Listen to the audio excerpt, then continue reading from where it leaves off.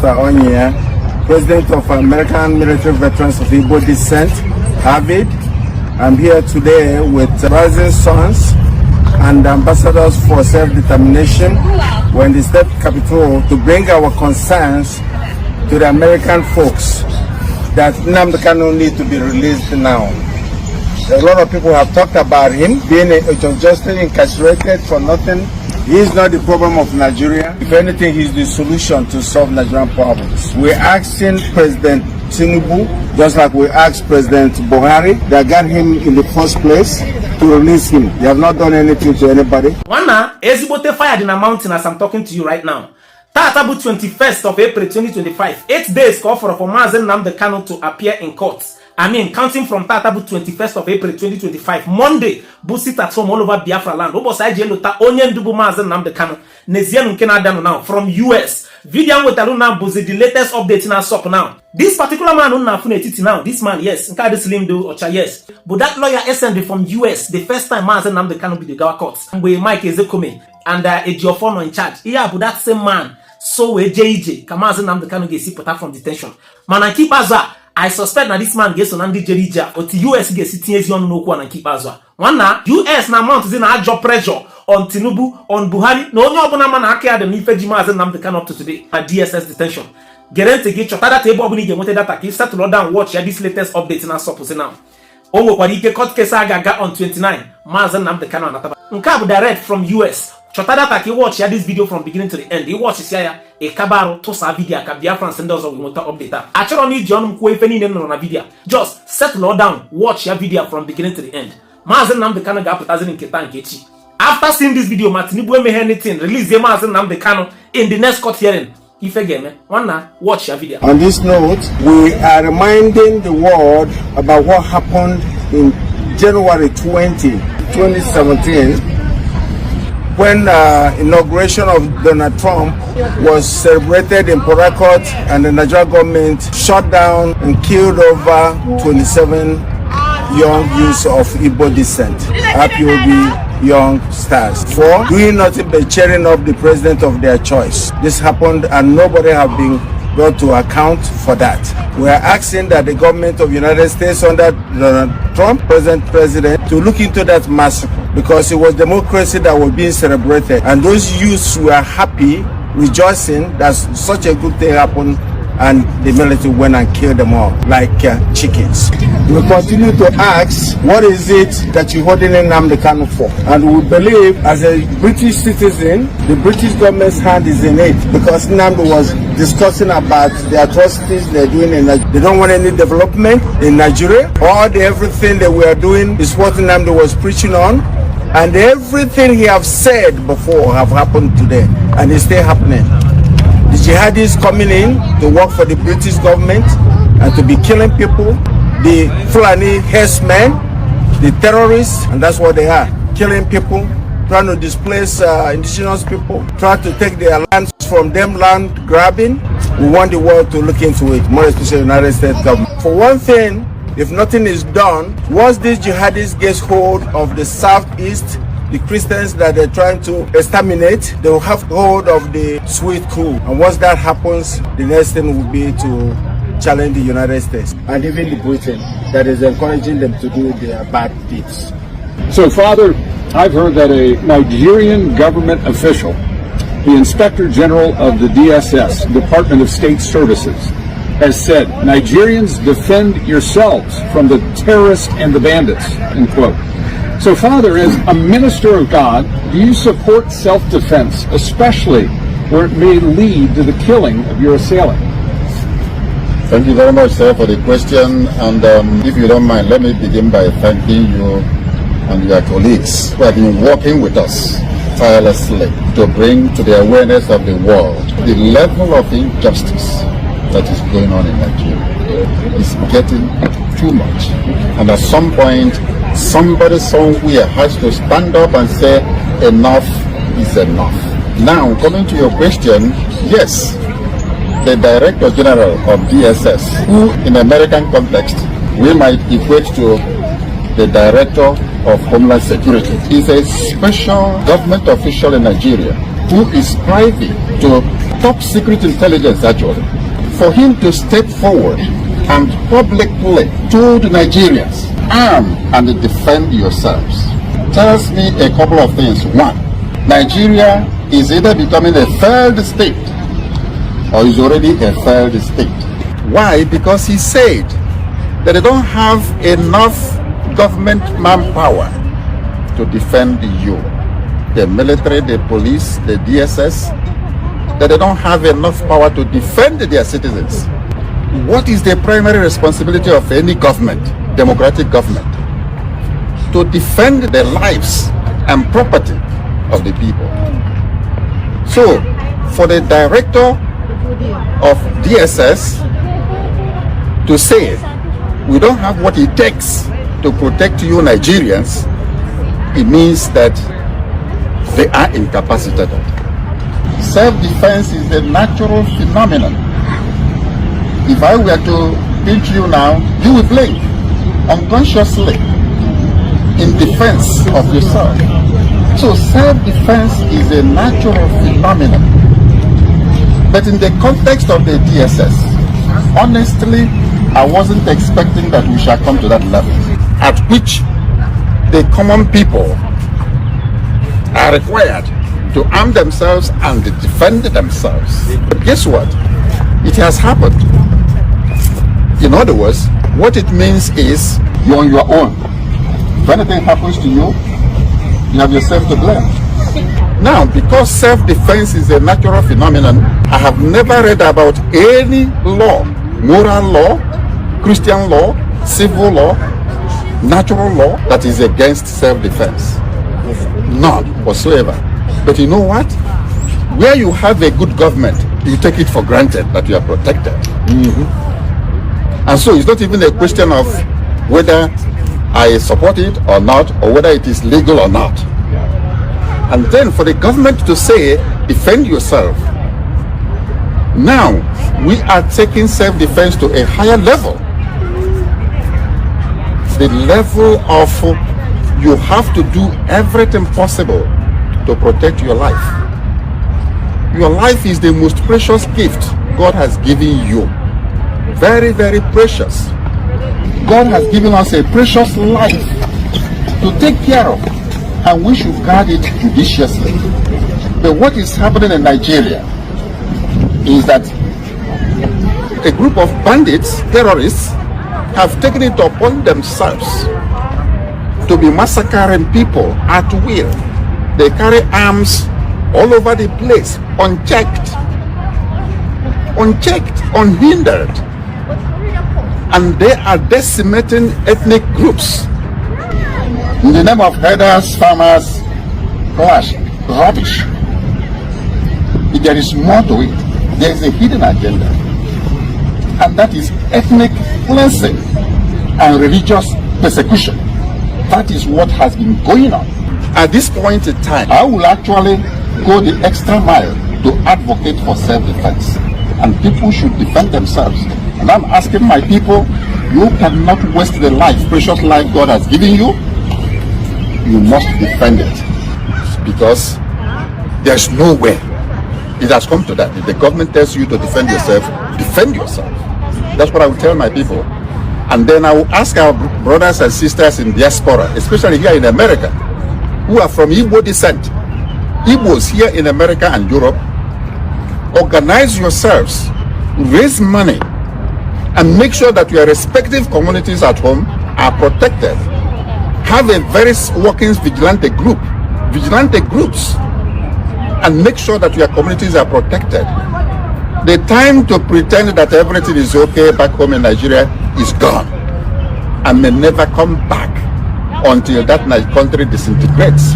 Because honestly, a failed state, the only solution to a failed state is disintegration. To your thanks, O Israel. Everybody should go and take care of themselves. From the local communities, maybe to the regional level. And guess what? This is exactly what MAZI NNAMDI has been preaching for more than 10 to 15 years. That these people are coming. These are mercenaries sponsored by the Fulani hegemony to decimate the rest of the ethnic groups in Nigeria, and the government has done little or nothing to stop them. And to our greatest embarrassment, or even being fair to them, they have now told us officially that there's not much they can do. So, Bruce Fine, as a constitutional lawyer and the International Council for MAZI NNAMDI Kanu, and you've visited Nigeria many times. Your client has served over 5 years in prison. What is MAZI NNAMDI Kanu's current situation, and how has the current state of the Nigerian Constitution and the rule of law affected MAZI NNAMDI Kanu's freedom? Well, thank you for that wonderful question. We're really gathered here today to pay homage to Nnamdi Kanu and his unsurpassed courage that has given the Biafrans hope, which is what sustains the people and moving forward towards justice. Nnamdi Kanu was victim of a crime. Crime perpetrator was the nation of Nigeria. In 2021, he was kidnapped and tortured in Kenya. He was then returned to Nigeria, where he's been denied a trial for now over 4 years.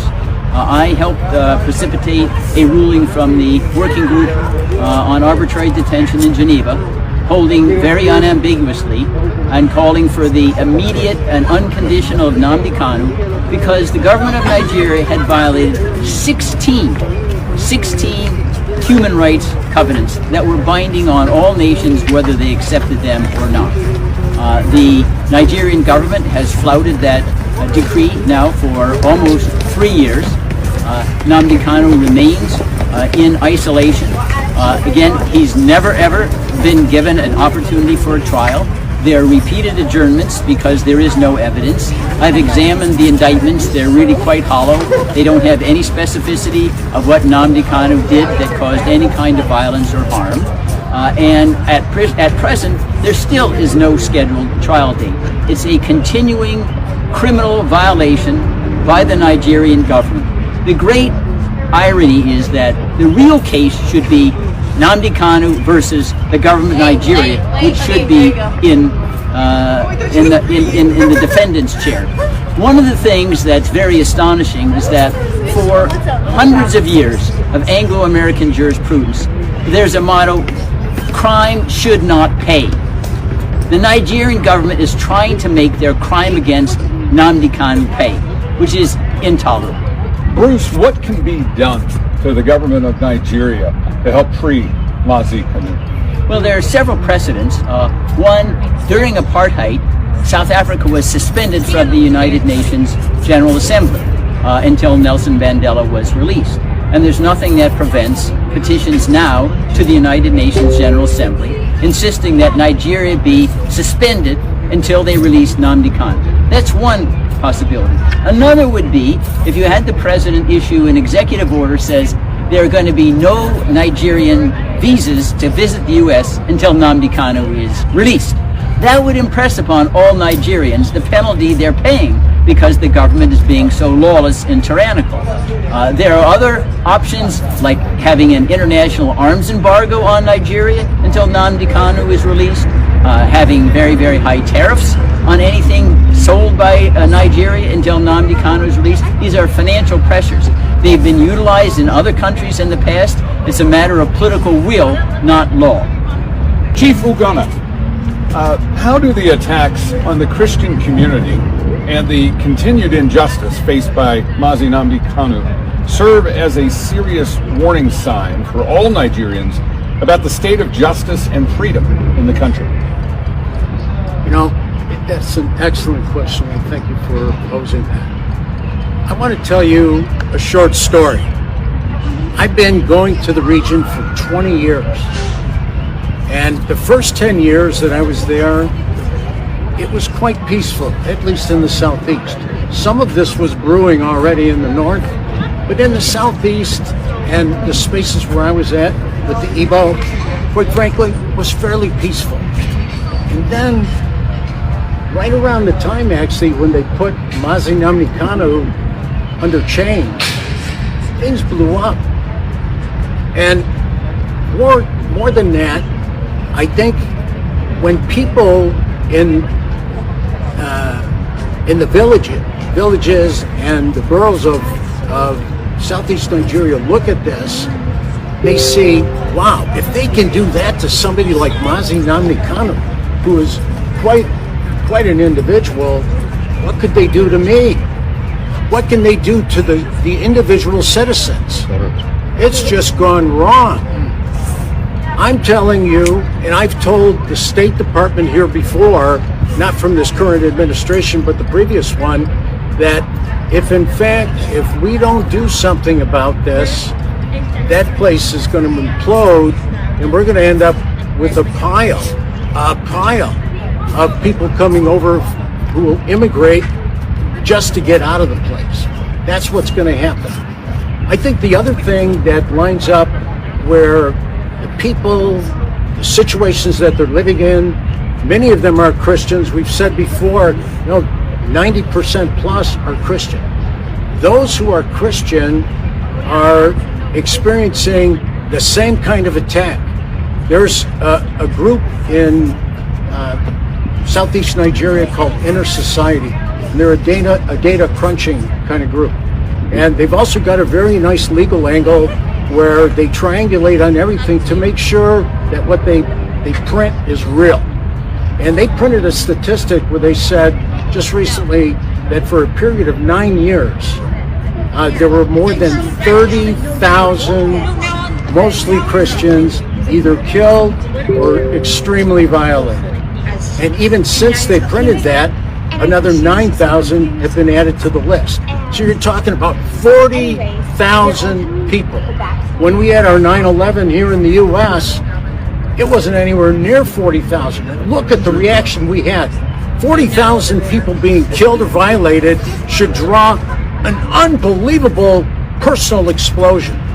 I think one of the things that people need to do, citizens, whoever is a citizen in Nigeria listening to this broadcast, need to really think this way.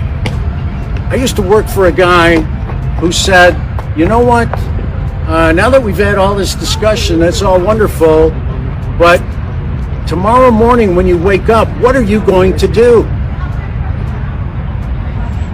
What are you going to do? And the point is, you need to be able to answer that question. And for me, it comes down to three things. The first is you need to understand what's going on. What's going on in your village? Who are those strangers out in the bush? Who are they? What are they doing? You need to understand what's happening to you. You can't wait for somebody to tell you. Nobody's going to tell you. When DSS has already said, you know what? You better take care of yourself. Actually, I don't know if they really want to give us any good advice, but that's good advice. We need to take care of us. You need to get up and understand what's going on. The second thing you need to do is you need to have a plan. You need to start to think about, what am I going to do tomorrow morning? What's the plan? I need a plan. And the third thing you need to do is take it personal. Now, you might say, what's this white chief? How many white chiefs do you see with a red hat? Not too many. What's he doing? I want to tell you what I'm doing, okay? What's important to me? When it comes to understanding what's going on, we are all about, I spent 20 years understanding what's going on. And some people even pin the label on me, not big A, but big I for Igbo. They said, boy, he knows a lot about the Igbo, that guy. Because I've spent 365 days on ground. And in so doing, I learned what's really critical to the Igbo, to the ethnicity, to the ancestral Igbo. What's important to that person? Why are they the way they are? So I did that. I started to understand by working with the people around, standing here and many others. I've learned all the ins and outs of what's driving, what's the history. What did the British do? How did they fumble the ball so badly when they set this place up? How did that happen? And so I've learned about that. So I know what's going on. The second thing is I've got a plan. One thing I learned from my dad, and God rest his soul, my dad was a Marine Corps staff sergeant. And so you can imagine, as a young boy, I was on the run. My dad, he said, son, you're either going to be part of the problem or you're going to be part of the solution. And you know what? I've chosen, I think wisely, to be part of the solution. Part of the solution is critical. And you know what? You as citizens need to be part of the solution. And you need to come up with it yourself. You know what? Just like DSS, they're not going to tell us what to do. Nobody's going to tell you what to do. You need to figure it out for yourself and then do it. And then the third thing is take it personal. Now, what have I been doing? You can tell just by the way I am. I take things personal. And when I come to this place behind me, and I spend a lot of time at the State Department as well, and as a group with AVID, AVID's a great organization. AVID, with that group, we've spent a lot of time in the halls of Congress, knocking on the doors, talking with people. When we're with those people, what we're doing is we're taking them through the same 3 steps. United States government, you actually don't understand what's going on in Africa. Listen to us. We'll tell you what's going on. It's an ancestral place. And what happens is when they abscond with somebody who's iconic in the society. I mean, MAZI Nnamdi Kanu is iconic. When they put somebody like that in chains and just throw away the key, which they've done, they've thrown away the key. We should be taking that personal. And once again, if they can do what they're doing with him, they're doing with us, and that's when the 40,000 Christians that they've got on the run. There's another little bit of data you ought to know about. You know, all the people, and I bet there's hardly anybody in the region who hasn't been personally touched by a disappearance. You've got family, friends, fellow villagers who've been absconded with, they've been stolen. Everybody knows what I'm talking about. You know what's going on.